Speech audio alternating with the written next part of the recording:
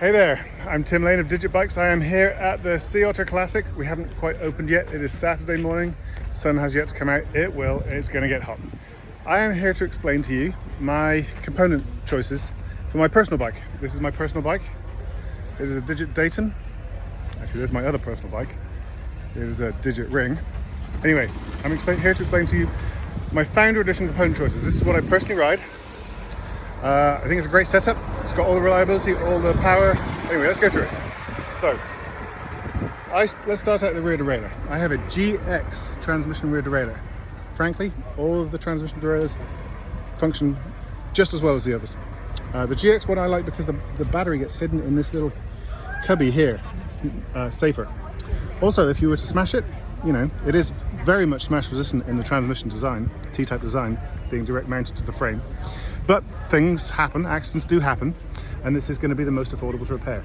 The weight difference between this and XXSL is quite small. The cost difference is quite great. So instead, I upgrade with the cassette. I want the machine cassette. This is the XX cassette, perhaps XO. It's the machine cassette.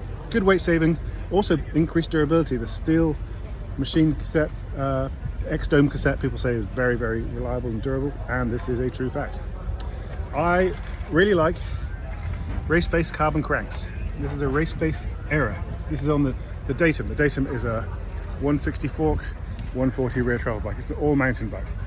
I like the Era cranks for this one. They've redesigned this completely, and it is now extremely strong, comes with a lifetime warranty. Interestingly, they have the same improvement to the pedal end on the XXSL, the lighter weight crank. They haven't done a very good job of marketing that, but there it is. I use the Wolftooth drop stop B chainring, which is the one that's optimized for use with the transmission flat top chain. I use the Spinergy MXX30 wheels, 30mm wide rim, and they have these PBO composite spokes. They're fiber spokes and they're covered in like a UV resistant coating or plastic or something. They have a lovely compliant feel, but it's compliant with damping. Many of the compliant wheels kind of feel springy. They feel like springs. You know, I'm into suspension, and suspension requires springs and damping. These PBO spokes, they have a damped, when you land, it's like a thud and you continue. Some of the other compliant wheels I've tried, you land and it's like boing, and you have a little moment of chaos. This is, you know, very preferable. Interestingly, the Freehub body down here is made in California by Hadley Designs, I believe. The hub shell itself and the assembly is done in Mexico, so all in California, Baja California and Alta California. And then let's take a look on this side. We have the brakes.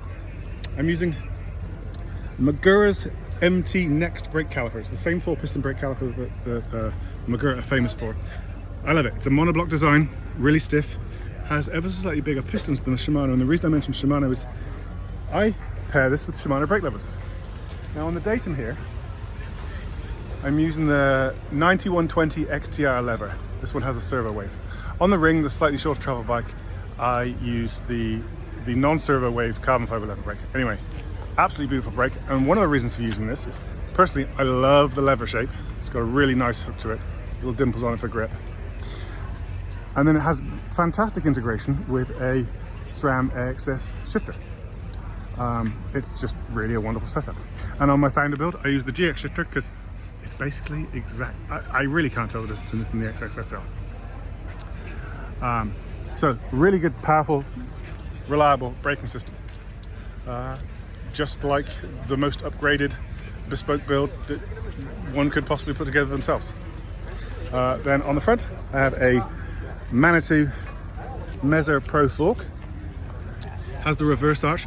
A lot of people don't really understand why the reverse arch works.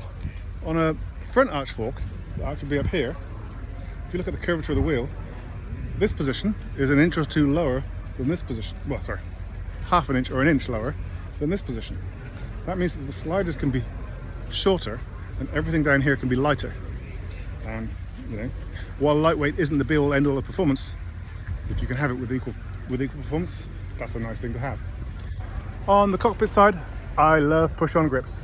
I've ridden probably 15 different sets of grips this year. and I have not found anything that can match a push-on grip, and I choose the Auri because there's lots of rubber in there. A one-up carbon fiber handlebar. It has a slight oval section through here that gives improved compliance, and this beautiful bike yoke 2-bolt stem. And that pretty much rounds it out. Oh, except I have a one-up dropper post. I choose the 210. I'm 6 foot tall and this is size large. I can run a 240. See, I have enough space for it here. But frankly, I found, perhaps it's because I'm, not as svelte as I once was. But when my hips end up below my knees, getting back up again can be a challenge. I feel like I can get stuck there. So 210 has been the sweet spot for me. The 240, I can run it, but perhaps if you're 6 foot 2 and still in a large, reach on this large is 480. But there are reasons people might like it. And then tires wise, DHF, DHR2, and the WTB Coda titanium saddle, which pretty much everybody loves. So there you have it. That's my founder build. There are upgrades available. Let's take a quick look at the ring here to show some of those upgrades that I'm putting on for people who really would like the best of the best. That's what I choose. I've had a number of people who just really would like the better. These bird wheels, they also have a composite, well, it's not even a composite, it's a fiber spoke without the coverings. These weigh about £1 less. It is very substantial. And if you want lightweight, and if you want something that other people really don't have, this is the winner. £1 is, it's a weight saving you can feel. Most people go, oh, this thing's 30 grams less for 2024. £1 is a pretty big deal. Also, this one is upgraded with the full SRAM XXSL. Having said there's a minimal weight difference, if you want the best of the best, this one here is the best of the best. As I mentioned, the XXSL crank I run on this is the ring is a shorter travel bike. This is a 140mm fork, so the difference here is this is a Matic fork, whereas the Mezzer fork is what's over there on the Dayton. Cockpit is very similar, except I use the carbon fiber XTR lever.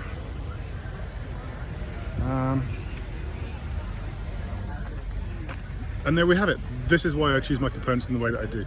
It's very mix and match compared to what most people do. That most people just choose the group set, but this is on my personal rides, and these two are my personal rides. That's the way that I ride my bikes. Peace out. On with the show.